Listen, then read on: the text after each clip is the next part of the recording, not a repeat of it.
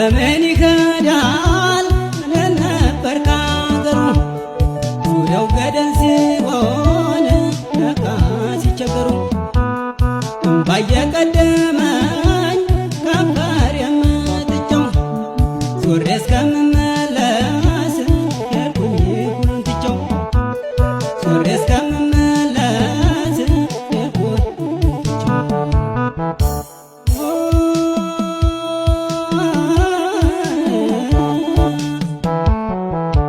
ናፍቆት ትዝታውን ቻል አድርግልኝ ሆዴ